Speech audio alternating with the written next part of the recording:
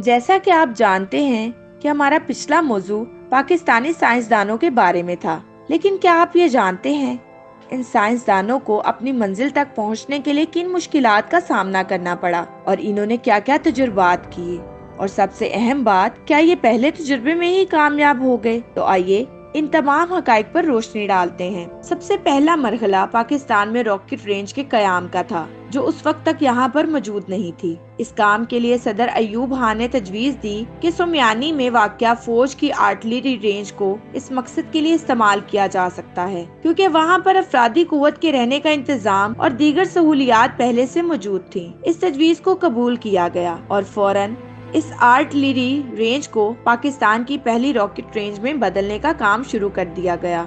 साइंसदानों के इस काम के लिए अमेरिका में तैयारी करवाई गई और नासा की जानिब से ही साजो सामान मुहैया किया गया।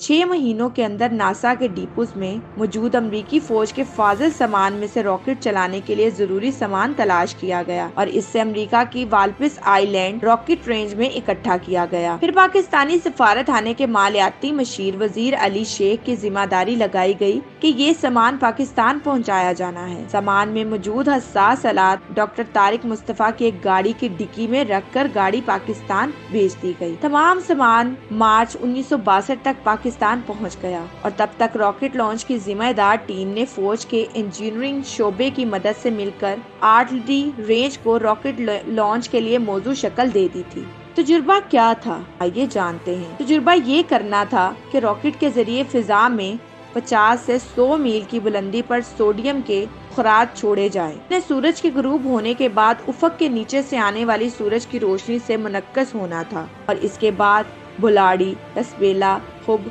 और कराची एयरपोर्ट के मुकाम पर कैमरे नस्ब किए गए, जिन्होंने बैक वक्त बगैर एक सेकंड के वक्फे के उन बुखरात की तस्वीर लेनी थी। इस मकसद के लिए पाकिस्तानी फजाइया के तैयारों में इस्तेमाल होने वाले जासूस कैमरों को जमीन पर नस्ब कर दिया गया। इनको आपस में मुंसलिक करके बैक वक्त तस्वीर लेना मुमकिन हो पाया। फजाइया से अहमद जमीर फारूकी को शामिल करने के पीछे यही मकसद था। इन बुखरात की तस्वीर का बगैर कंप्यूटर की मदद के तवील हिसाबात के जरिए तज्जिया किया जाना था, जिससे बलाई फजा के दर्जा हरारत और वहाँ पर हवाओं का रुख मालूम हो जाता है, जिसकी नासा को अपोलो प्रोग्राम के लिए जरूरत थी। इस टीम के रुकन और बाद में पाकिस्तान के space and upper atmosphere research commission पार्को के chairman doctor Salim Mahmood BBC से बात करते हुए बताते हैं कि उस दिन टीम में बेचैनी, जोश, जज्बे और खुशी के जज्बात का एक इम्तिजाज मौजूद था। वो बताते हैं कि रहबरे अव्वल रॉकेट 3 मरहलों पर मुश्तमिल रॉकेट था और हर मरहले की कामयाब तकमील के बाद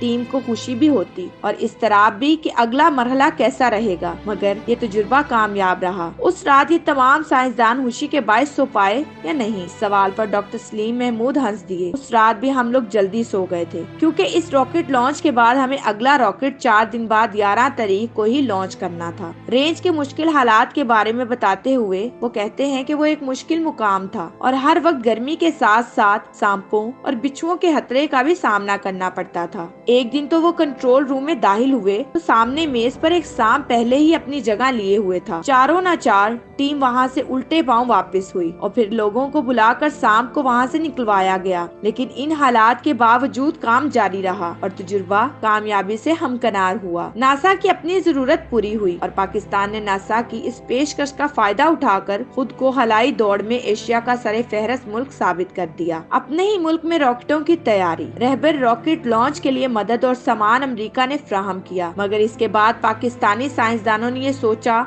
कि क्यों ना मुल्क में खुद ही रॉकेट्स तैयार किए जाएं। इस मामले को याद करते हुए डॉक्टर तारिक मुस्तफा बताते हैं कि अमेरिका मुफ्त रॉकेट्स फराहम करने के लिए तैयार था, मगर पाकिस्तान अपने रॉकेट्स बनाना चाहता था। चुनाचे जापान और फ्रांस के सर्वे किए गए और बिलाहिर फ्रांस की टेक्नोलॉजी ज्यादा मौजू करार पाई। फ्रांस से टेक्नोलॉजी के हसूल के लिए पाकिस्तानी साइंसदानों को फ्रेंच जुबान सिखाई गई और खसूसी तौर पर कराची और फ्रांस में कोर्सेज करवाए गए ताकि वो फ्रांसीसी इंजीनियर से गुफ्तगू गुफ्तगू करके टेक्नोलॉजी समझ सके। इसके बाद कराची में माड़ीपुर के एक मुकाम पर रॉकेट्स की तैयारी का प्लांट लगाया गया, जहां से तैयार होने वाले रॉकेट से 1959 में पाकिस्तान ने तजुर्बे शुरू किए, जिन्हें शहपर सीरीज कहा गया। फिर क्या हुआ? लेकिन सवाल ये है कि फिर आने वाले बरसों में पाकिस्तान इस हवाई दौड़ में इतना पीछे क्यों रह गया? पाकिस्तान ने हालिया बरसों में चीन की मदद से कई सैटेलाइट्स लॉन्च की हैं। तो एक ऐसा मुल्क जो खुद अपना रॉकेट लॉन्च कर रहा था, अब सैटेलाइट्स लॉन्च करने के लिए चीन पर मुनस्सिर क्यों है,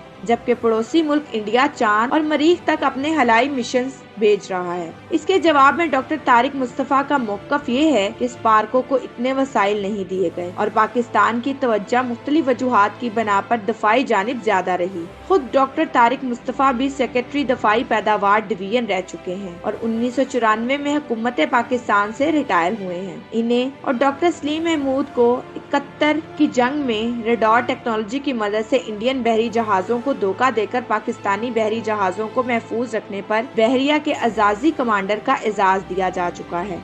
वो कहते हैं कि पाकिस्तान इस हवाई दौड़ में ऐसे ही मौके का फायदा उठाकर शामिल हो गया था, लेकिन मुल्क के पास हवाले से विजन नहीं था कि पाकिस्तान ने बलाई फिजा के बाद बाकायदा हला में भी कदम रखने हैं। वो कहते हैं कि इंडिया के पास इस हवाले से कहीं ज्यादा माली वसाइल और साइंसी दिमाग और सहूलियात मौजूद थी, जिसकी बिना पर वो आज इस जगह तक जा पहुंचे हैं। दूसरी जानिब डॉक्टर सलीम महमूद के नजदीक इस हवाले से इंडिया और पाकिस्तान का मुवाजना नहीं किया जाना चाहिए। उनका ये कहना है कि पाकिस्तान की अपनी कौमी तरजीहात हैं और पाकिस्तान इसका मुहतमल नहीं हो सकता। अब रॉकेट लॉन्चिंग टेक्नोलॉजी तैयार करने पर फंड सर्च करें। मैं उम्मीद करती हूँ कि आज की वीडियो आपके लिए बहुत मुफीद साबित होगी और हमारे अहम मौज़ूआत के मुतालिक जानने के लिए हमारे चैनल को लाइक, शेयर और सब्सक्राइब करना मत भूलें और बेल आइकन बटन को जरूर प्रेस करें ताकि हर नई वीडियो का नोटिफिकेशन आपको आपकी स्क्रीन पर मिले। अब मुझे इजाजत दीजिए। शुक्रिया। अल्लाह हाफिज।